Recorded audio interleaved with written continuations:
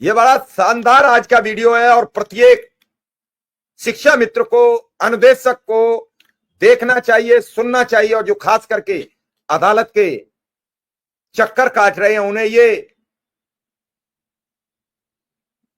अपनी सुनवाई में सम्मिलित करना चाहिए। कितनी शानदार टिप्पणी की है।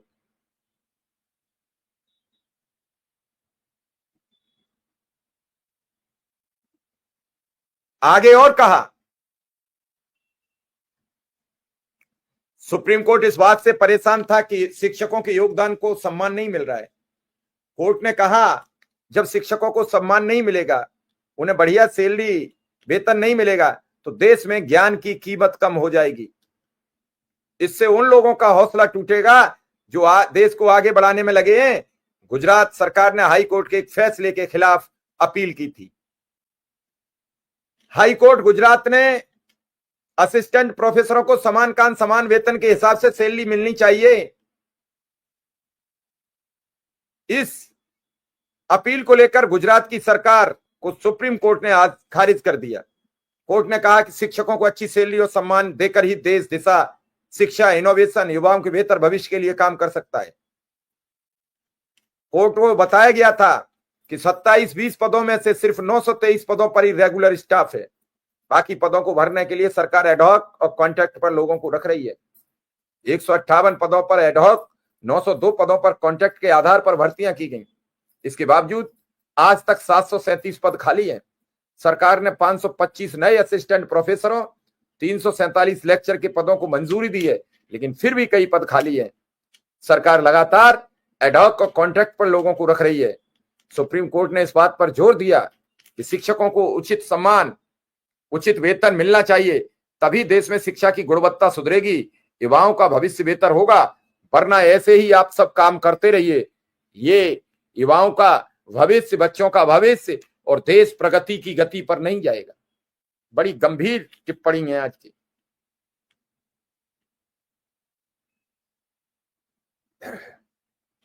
क्या इन सब टिप्पणियों का उत्तर प्रदेश की सरकार पर असर पड़ेगा?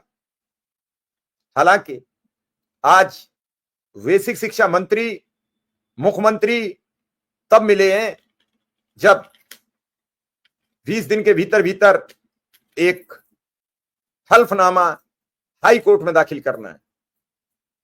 मैं बार बार आपसे कहता हूं कि जब कोई ढंग का जज बैठा होगा तो शिक्षा के मामले में कोई रिस्क नहीं लेगा। शिक्षा देश को आगे ले जाती है, शिक्षा देश के विकास में चार चांद लगाती है, शिक्षा देश को उस लाइन में खड़ा कर देती है जहां से बैक टू पवेलियन का कोई रास्ता नहीं होता है। अशिक्षित समाज बर्बादी की ओर ले जाता है, शिक्षित समाज विकसित और विकासशील देश की ओर ले जाता है। ये टिप्पणी सुनकर आज लगा कि आज भी देश में अदालत काम कर रही है। आज ये टिप्पणी बेहद गंभीर और बेहद सरकार के मुंह पे कालिक पोतने वाली है। जो सरकारें अपने ही कर्मचारियों के बीच जाकर अपने ही कर्मचारियों का दोहन करती हैं, वेतन के नाम पर उनसे मजाक करती हैं, वेतन देना नहीं चाहती हैं, और अगर वेतन देने का न्यायालय ने निर्णय भी दे दे तो फिर सुप्रीम कोर्ट तक उसके खिलाफ लड़ने को तैयार रहती हैं। हैं तो ये अदालतें, हैं तो हमारे सबके बीच के निकले लोग। आखिर क्यों? मैं जब जब देखता हूं मैं समझता हूं कि निश्चित रूप से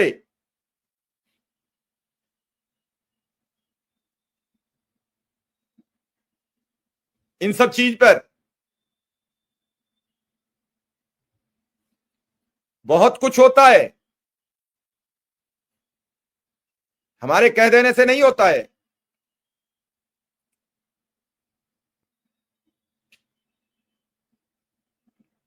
अगर हम सब ये बातें नहीं कहेंगे, लोग नहीं समझेंगे। शिक्षा का समाज में बड़ा बेहद महत्वपूर्ण मामला है। शिक्षा अगर बिगड़ जाएगी तो फिर देश कैसे आगे बढ़ेगा? हर पल, हर वक्त, हर समय शिक्षा की तो ही चर्चा होती है। इस चर्चा को लेकर हम कितने जिम्मेदार होते हैं। रोज हमसे कहा जाता है अब एक अच्छे राष्ट्र का निर्माण कराया जाएगा। क्यों चलाया था समर कैंप? समर कैंप जरूरी नहीं था, वेतन बढ़ाना जरूरी था। वेतन बढ़ा देते तो समर कैंप की जरूरत नहीं पड़ेगी। मैं आज भी कह रहा हूं, सरकार को शिक्षा मित्र और अनुदेशकों के नेताओं से मिलकर एक बातचीत करनी चाहिए, एक टारगेट देना चाहिए कि भैया हम इतना मानदेय आपका करने जा रहे हैं, इसके बाद कोई हम बात नहीं सुनेंगे। हमें बेहतर गुणवत्ता परक शिक्षा चाहिए, और गुणवत्ता परक शिक्षा के लिए लोगों को भरपेट भोजन चाहिए, तभी तो गुणवत्ता परक शिक्षा दे पाएंगे। हवा में तो नहीं दे सकते, हवा में तो नहीं निकल सकती गुणवत्ता परक शिक्षा। ये सब चीजें बड़ी सोचने वाली हैं, और हमें समझना भी चाहिए, हमें विचार भी करना चाहिए, और आए दिन इस सब पर खुलकर बात करनी चाहिए। आखिर हम खामोश क्यों?